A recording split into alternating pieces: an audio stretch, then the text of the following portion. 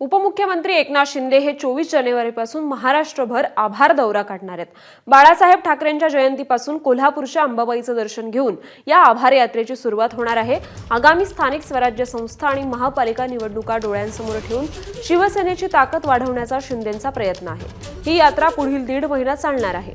या यात्रेच्या निमित्ताने शिवसेनेकडून पुन्हा एकदा महाराष्ट्र पिंजून काढण्यात येईल।